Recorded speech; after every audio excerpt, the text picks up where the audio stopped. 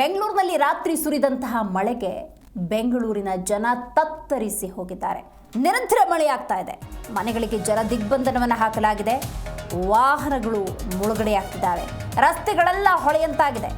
ರಸ್ತೆಗೆ JCBಗಳು ಇಳಿದಿದ್ದಾವೆ. ಜನ ನಡೆದಾಡ್ತಾ ಇದ್ದ ರಸ್ತೆಗೆ ಬೋಟ್ಗಳು ಬಂದಿದ್ದಾವೆ. ನೋಡಿ, ಬೆಂಗಳೂರು ಅಂದ ಸಂದರ್ಭದಲ್ಲಿ ನಿರಂತರವಾಗಿ ಮಳೆಯಾದರೆ ಕಥೆಯೇ ಅಯೋಮಯ ಅಂತ ಹೇಳ್ಬೋದು. ಆದರೆ ನಿನ್ನೆ ಸುರಿದಂತಹ ಮಳೆಗೆ ಇಡೀ ಬೆಂಗಳೂರೇ ಜಲಾವೃತಗೊಂಡಿದೆ. ಜನರ ಜೀವನ ಅಸ್ತವ್ಯಸ್ತವಾಗಿದೆ. ಜನ ನಿತ್ಯ ಜೀವನವನ್ನು ನಡೆಸುವಂಥ ನಿಟ್ಟಿನಲ್ಲಿ ಪರದಾಟವನ್ನು ಎದುರಿಸಬೇಕಾದಂತಹ ಸಿಚುವೇಶನ್ ನಿರ್ಮಾಣವಾಗಿದೆ. ವರುಣನ ರೌದ್ರಾವತಾರಕ್ಕೆ ಬೆಂಗಳೂರು ನಲುಗಿ ಹೋಗಿದೆ. ಮನೆಗಳಿಗೆ ಜಲ ದಿಗ್ಬಂಧನ. ಬಹುತೇಕ ಬೆಂಗಳೂರು ಅಂದಾಗ ಒಂದು ಸಣ್ಣ ಮಳೆಯನ್ನೇ ಸಹಿಸಿಕೊಳ್ಳುವುದಿಲ್ಲ. ನಿನ್ನೆ ಸ್ವಲ್ಪ ಜಾಸ್ತಿಯೇ ಮಳೆಯಾಯಿತು. ಇದರ ಪರಿಣಾಮ ನೋಡಿ, ಮನೆಯ ತುಂಬೆಲ್ಲ ನೀರು, ರಸ್ತೆಗಳೆಲ್ಲ ನೀರು ಎಂಬ ಸ್ಥಿತಿ ನಿರ್ಮಾಣವಾಗಿದೆ. ನೋಡಿ, ರಸ್ತೆಯಲ್ಲಿ ಬಹುತೇಕ ವಾಹನಗಳು ಓಡಾಟ ನಡೆಸಬೇಕು. ಆದರೆ ಇವತ್ತು ನೀರನ್ನು ತಳ್ಳೋದಕ್ಕೆ JCBಗಳನ್ನು ಬಳಕೆ ಮಾಡಲಾಗ್ತಾ ಇದೆ. ಆ ಮಟ್ಟಿಗೆ ನೀರಿನ ಪ್ರಮಾಣ ಅನ್ನೋದು ಎಲ್ಲೆಲ್ಲೂ ಕೂಡ ಆವರಿಸಿ ಬಿಟ್ಟಿದೆ. ಹೊಳೆಯಂತಾಗಿದ್ದಾವೆ ರಸ್ತೆಗಳು. JCBಗಳು ಆ ನೀರನ್ನು ತೆರವು ಮಾಡೋದಕ್ಕೆ ಎಲ್ಲ ರೀತಿಯ ಶತಪ್ರಯತ್ನವನ್ನು ಮಾಡ್ತಾ ಇದ್ದಾವೆ. ಜನ ನಡೆದಾಡ್ತಾ ಇದ್ದ ರಸ್ತೆಗೆ ಬೋಟ್ಗಳು ಕೂಡ ಬಂದಿಳಿದಿದ್ದಾವೆ. ಬೆಂಗಳೂರಿನಲ್ಲಿ ಮತ್ತೆ ಶುರುವಾಗಿದೆ ವರುಣಾರ್ಭಟ. ಮೆಜೆಸ್ಟಿಕ್, ಕಾರ್ಪೊರೇಷನ್ ಸರ್ಕಲ್ ಸೇರಿದಂತೆ ಹಲವೆಡೆ ಧಾರಾಕಾರವಾಗಿ ಮಳೆ ಸುರಿತಾನೆ ಇತ್ತು. ನಿನ್ನೆ ರಾತ್ರಿ ಭೀಕರ ಮಳೆಯ ಹಿನ್ನೆಲೆಯಲ್ಲಿ ಮತ್ತೆ ಮಳೆ ಕಾಟ. ಸಂಜೆ ಬಳಿಕ ಇನ್ನಷ್ಟು ಮಳೆ ಜೋರಾಗುವಂತಹ ಸಾಧ್ಯತೆ ಇದೆ. ನೋಡಿ, ನೆನ್ನೆಗಷ್ಟೇ ಸೀಮಿತವಾಗಿದ್ದ ಮಳೆನೋ ಇವತ್ತು ಕೂಡ ಕಂಟಿನ್ಯೂ ಆಗುವಂತಹ ಸಾಧ್ಯತೆ ಇರುತ್ತೆ. ನಿತ್ಯ ಜೀವನಕ್ಕೆ ಇದು ಬಹಳಷ್ಟು ತೊಂದರೆಯನ್ನು ಉಂಟು ಮಾಡುತ್ತೆ. ನೋಡಿ, ಬೆಂಗಳೂರನ್ನ ನಾವು ಉದ್ಯಾನ ನಗರಿ ಅಂತ ಹೇಗೆ ಕರಿತೀವೋ, ಸಿಲಿಕಾನ್ ಸಿಟಿ ಅಂತ ಕೂಡ ಹಾಗೆಯೇ ಕರಿತೀವಿ. ಉದ್ಯಾನ ನಗರಿ ಇವತ್ತು ಉದ್ಯಾನ ನಗರಿಯಾಗಿ ಉಳ್ಕೊಂಡಿಲ್ಲ. ಅದಕ್ಕೆ ಸ್ಪಷ್ಟ ನಿದರ್ಶನ ಇದೇನೆ. ಒಂದು ಸಣ್ಣ ಮಳೆಯನ್ನು ಕೂಡ ಬೆಂಗಳೂರು ತಡೆದುಕೊಳ್ಳೋದಿಲ್ಲ. ಅಂತಹ ಒಂದು ಸ್ಥಿತಿಯನ್ನು ಅಭಿವೃದ್ಧಿ ಹೆಸರಲ್ಲಿ ನಾವೇ ನಿರ್ಮಾಣ ಮಾಡಿದ್ದೇವೆ ಅಂತ ಹೇಳಿದ್ರೆ ನಿಜಕ್ಕೂ ಕೂಡ ತಪ್ಪಾಗೋದಿಲ್ಲ. ನೋಡಿ, ಬಂದಂತಹ ಮಳೆ ಭೂಮಿ ಇಂಗಿಸ್ಕೋಬೇಕು, ಅದು ಅಂತರ್ಜಲದ ಮಟ್ಟ ಹೆಚ್ಚಾಗಬೇಕು ಅನ್ನೋದಾದರೆ ಇವತ್ತು ಕಾಂಕ್ರೀಟ್ಮಯ ಆಗಿದೆ ಬೆಂಗಳೂರು. ಮತ್ತು ಬಂದ ನೀರು ಎಲ್ಲಿ ಹೋಗಬೇಕು ಅಲ್ಲಲ್ಲೇ ನಿಂತ್ಕೊಂಡ್ಬಿಡತ್ತೆ. ಮತ್ತು ಅವೈಜ್ಞಾನಿಕ ಕಾಮಗಾರಿ ಇದಕ್ಕೆ ನೇರ ಕಾರಣ ಅಂತ ಹೇಳಿದ್ರೆ ತಪ್ಪಾಗೋದಿಲ್ಲ. ನೋಡಿ, ಇದೇ ಒಂದು 10 ವರ್ಷದಿಂದ ಇಂಥ ಒಂದು ನೀರಿನ ಸಮಸ್ಯೆ ಅನ್ನೋದಿರಲಿಲ್ಲ. ಇತ್ತೀಚೆಗೆ ಆಗ್ತಿದೆ ಅಂತ ಹೇಳಿದ್ರೆ ವೈಟ್ ಟ್ಯಾಪಿಂಗ್ ಹೆಸರಿನಲ್ಲಿ ರಸ್ತೆಗಳ ಎತ್ತರ ಅನ್ನೋದು ಮನೆಗಳಿಗೆ ನೀರು ನುಗ್ಗುವಂತೆ ಮಾಡುತ್ತೆ. ಬಂದಂಥ ನೀರು ನುಗ್ತಾ ಇರೋದು ಈಗ ರಸ್ತೆಯಿಂದ ನೇರವಾಗಿ ಮನೆಗಳಿಗೆ. ಇಷ್ಟಪಟ್ಟು ಮನೆಗೆ ಪೀಠೋಪಕರಣಗಳನ್ನು, ಬೇಕಾದಂತಹ ಸಾಮಗ್ರಿಗಳನ್ನು ತಂದಿರಿಸ್ಕೊಂಡಿರ್ತಾರೆ. ಇವತ್ತು ಅದೆಲ್ಲವೂ ಕೂಡ ಜಲಾವೃತವಾಗಿದೆ. ಬೆಳಗ್ಗೆಯಿಂದ ನಾವು ನೋಡ್ತಾ ಇದ್ದೀವಿ ಮಳೆಯ ಸಮಸ್ಯೆ ಎಷ್ಟರ ಮಟ್ಟಿಗಿದೆ ಅಂತ. ಒಂದು ಅನಾಥಾಶ್ರಮದ ದೃಶ್ಯವನ್ನು ನೋಡ್ತಾ ಇದ್ದಾಗ ಎಂಥವರ ಮನ ಕೂಡ ಕಲ್ಕ್ ಹೋಗುತ್ತೆ.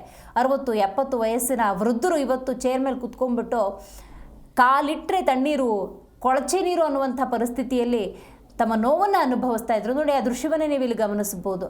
ಹೀಗೆ ಒಂದು ಆಶ್ರಮ ಆದರೆ, ಹೀಗೆ ಮನೆಯ ಪರಿಸ್ಥಿತಿಗಳಾದರೆ ಜನಸಾಮಾನ್ಯರು ಓಡಾಡೋದಾದರೂ ಹೇಗೆ? ಗ್ರೇಟರ್ ಬೆಂಗಳೂರು ಅಂತ ಬೇರೆ ಹೇಳ್ತಾರೆ, ಬ್ರ್ಯಾಂಡ್ ಬೆಂಗಳೂರು ಅಂತ ಹೇಳ್ತಾರೆ. ಇದೇನಾ ಬ್ರ್ಯಾಂಡ್ ಬೆಂಗಳೂರು?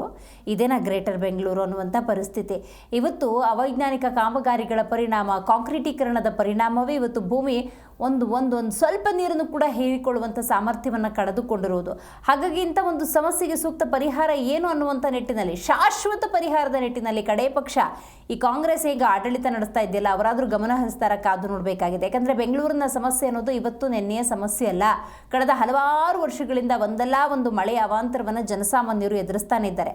ಇವತ್ತು ಬೆಳಗ್ಗೆ ಅಷ್ಟೇ ಒಂದು ಬಲಿ ಕೂಡ ಆಗೋಯ್ತು. ನೋಡಿ, ಆ ಕಾಂಪೌಂಡ್ನ ಗೋಡೆ ಕುಸಿದು 31 ವರ್ಷದ ಶಶಿಕಲಾ ಅನ್ನೋರು ಇವತ್ತು ಸಾವಿಗೀಡಾಗಿದ್ದಾರೆ. ಇಂಥ ಅನಾಹುತಗಳು ಸಂಭವಿಸಬಾರ್ದು ಅನ್ನೋದಾದರೆ ಆದಷ್ಟು ಬೇಗ ಮುಂಜಾಗ್ರತಾ ಕ್ರಮಗಳನ್ನು ತೆಗೆದುಕೊಳ್ಬೇಕಾಗತ್ತೆ. ಮತ್ತು ಒಂದು ಕಾಮನ್ ಸೆನ್ಸ್ ಏನು ಅಂದರೆ, ಜೂನ್, ಜುಲೈ, ಆಗಸ್ಟ್, ಸೆಪ್ಟೆಂಬರ್ ಮಳೆ ಬರುತ್ತೆ ಅನ್ನೋದಾದರೆ, ಕಡೆ ಪಕ್ಷ ಜನವರಿ, ಫೆಬ್ರವರಿಯಲ್ಲಿ ಮುಂದೆ ಮಳೆ ಬರುತ್ತೆ ಅನ್ನೋದಾದರೆ ಯಾವ ರೀತಿ ಮುಂಜಾಗ್ರತಾ ಕ್ರಮಗಳನ್ನು ತಗೊಳ್ಬೇಕು, ಏನೆಲ್ಲ ಕಾಮಗಾರಿ ಇದೆ ಅದನ್ನು ಯಾವುದು ಫುಲ್ಫಿಲ್ ಮಾಡಬೇಕು, ಇದ್ರ ಬಗ್ಗೆ ಯಾಕೆ ಸರ್ಕಾರ ಗಮನ ಹರಿಸೋದಿಲ್ಲ ನಿಜಕ್ಕೂ ಕೂಡ ಅರ್ಥ ಆಗೋದಿಲ್ಲ. ಇವತ್ತು ನೀವು ಬೆಂಗಳೂರಿನಲ್ಲಿ ಓಡಾಡ್ತಾ ಇರಿ, ಒಂದು ಕಡೆ BWSSB ಅವರು ಹರಿದಿರ್ತಾರೆ, ಇಲ್ಲ ಇನ್ನೊಂದು ಕಡೆ BBMP ಅವರು ಏನಾದರೂ ಮಾಡಿರ್ತಾರೆ. ಗುಂಡಿಮಯ ಆಗೋಗ್ಬಿಟ್ಟಿದೆ. ಸದ್ಯ ನೀವೇನು ದೃಶ್ಯ ನೋಡ್ತಾ ಇದ್ದೀರಿ, ಇದು ಸಂಜಯ್ ನಗರದ ದೃಶ್ಯಾವಳಿ.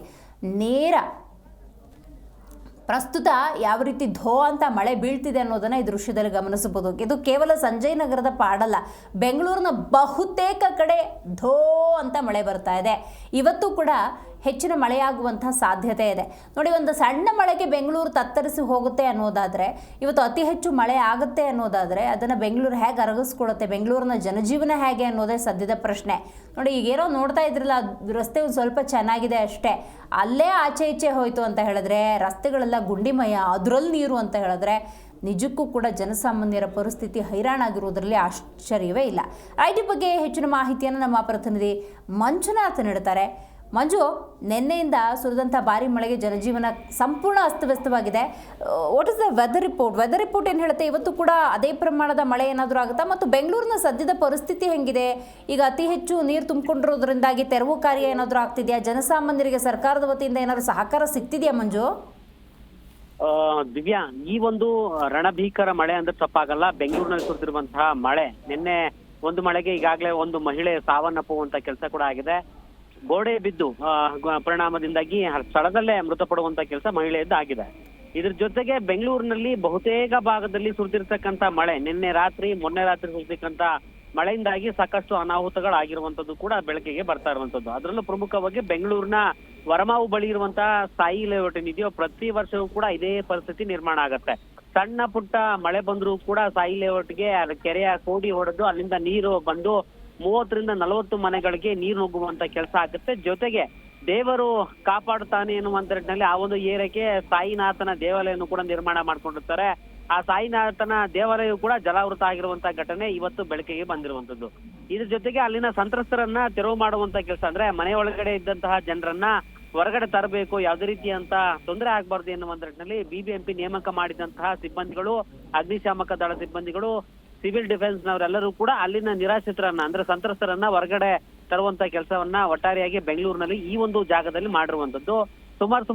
ಸರಿಸುಮಾರು 50ಕ್ಕೂ ಹೆಚ್ಚು ಜನರನ್ನ ನಿರಾಶ್ರಿತರ ಏನಿದ್ರು, ಅಂದ್ರೆ ಅಲ್ಲಿ ಸಂತ್ರಸ್ತರೇನಿದ್ರು ಅವ್ರನ್ನ ಹೊರಗಡೆ ತೆಗೆದುಕೊಂಡು ಬಂದು ಬಿಡುವಂತ ಕೆಲಸ ಆಗಿದೆ. ಜೊತೆಗೆ ಬೆಳಗ್ಗೆಯಿಂದಲೂ ಕೂಡ ಅಲ್ಲಿ ಅಧಿಕಾರಿಗಳು, ಬಿಬಿಎಂಪಿ ಆಡಳಿತಗಾರರಾಗಿರುವಂತಹ ತುಷಾರ್ ಗಿರ್ನಾಥ್ ಅವರಾಗಿರ್ಬೋದು, ಬಿಬಿಎಂಪಿ ಕಮಿಷನರ್ ಆಗಿರುವಂತಹ ಮಹೇಶ್ವರ್ ರಾವ್ ಅವರಾಗಿರ್ಬೋದು, ನಿರಂತರವಾಗಿ ಕೆಲಸವನ್ನ ಮಾಡ್ತಿದ್ದಾರೆ. ಎಲ್ಲೆಲ್ಲಿ ತುಂಬಾ ಡೀಪ್ ಲೆವೆಲ್ ಸ್ಥಿತಿಗತಿಗಳನ್ನ ಆಲಿಸ್ಕೊಂಡು, ಜೊತೆಗೆ ವಾರ್ ರೂಮ್ಗೆ ಭೇಟಿ ಕೊಟ್ಟು ಎಲ್ಲೆಲ್ಲಿ ಪರಿಸ್ಥಿತಿಗಳು ಉಲ್ಬಣ ಆಗಿದಾವೆ ಅಲ್ಲನ್ನು ಕೂಡ ನಿಯಂತ್ರಣಕ್ಕೆ ತರಬೇಕು ಎನ್ನುವಂತ ಅಧಿಕಾರಿಗಳಿಗೆ ಸೂಚನೆ ಕೊಡುವಂತ ಕೆಲಸ ಮುಖ್ಯ ಅಧಿಕಾರಿಗಳು ಮಾಡ್ತಿರುವಂತದ್ದು. ಇದ್ರ ಜೊತೆಗೆ ತಾವು ಕೇಳ್ದಂಗೆ ಇವತ್ತು ಮಳೆ ವೆದರ್ ಇದೆಯಾ ಎನ್ನುವಂತ ನಿಟ್ಟಿನಲ್ಲಿ ನೋಡೋದಾದ್ರೆ, ಈಗಾಗಲೇ ಬೆಂಗಳೂರಿನಲ್ಲಿ ಮತ್ತೆ ಧಾರಾಕಾರವಾದಂತಹ ಮಳೆ ಆರಂಭ ಆಗಿರುವಂತದ್ದು. ಬೆಂಗಳೂರಿನ ಮೆಜೆಸ್ಟಿಕ್ ಆಗ್ಬೋದು, ಕೇರ್ ಮಾರ್ಕೆಟ್ ಆಗ್ಬೋದು, ಕಾರ್ಪೊರೇಷನ್ ಸರ್ಕಲ್ ಆಗ್ಬೋದು, MG ರೋಡ್ ಆಗ್ಬೋದು, ಸಾಕಷ್ಟು ಭಾಗದಲ್ಲಿ ಈಗಾಗಲೇ ಮಳೆ ಮತ್ತೆ ಪುನರಾರಂಭ ಆಗಿರುವಂತದ್ದು. ಸದ್ಯಕ್ಕೆ ಈಗ ಕೊಂಚ ಮಟ್ಟಕ್ಕೆ ಮಳೆ ಇಳಿಕೆ ಆಗಿದೆ. ಇದಾದ ಬಳಿಕ ಸಂಜೆ ಬಳಿಕ 6 ಗಂಟೆ 7 ಗಂಟೆ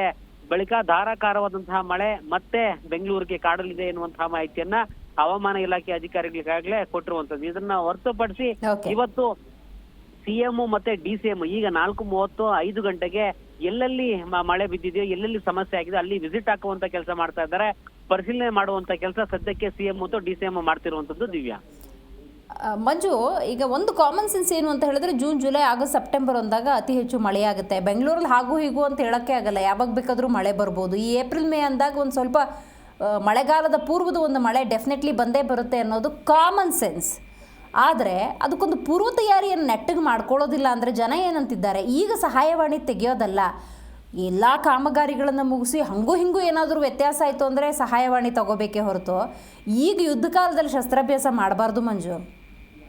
ಖಂಡಿತವಾಗ್ಲೂ ದಿವ್ಯ, ಯಾಕಂತ ಹೇಳಿದ್ರೆ ಬೆಂಗಳೂರಿನಲ್ಲಿ 2021-2022 ಅವಧಿಯಲ್ಲಿ ಬೆಂಗಳೂರು ಟ್ರಾಫಿಕ್ ಪೊಲೀಸರು ಒಂದು ವರದಿಯನ್ನ ಕೊಡ್ತಾರೆ ಬಿಬಿಎಂಪಿಗೆ. ಸರಿಸುಮಾರು 250ಕ್ಕೂ ಹೆಚ್ಚು ಡೇಂಜರ್ ಸ್ಪಾಟ್ಗಳಿದಾವೆ. ಮಳೆ ನೀರು ನುಗ್ಗಿ ಜನರಿಗೆ ಅವಾಂತರ ಸೃಷ್ಟಿ ಮಾಡುವಂತ ರಸ್ತೆಗಳಿದಾವೆ.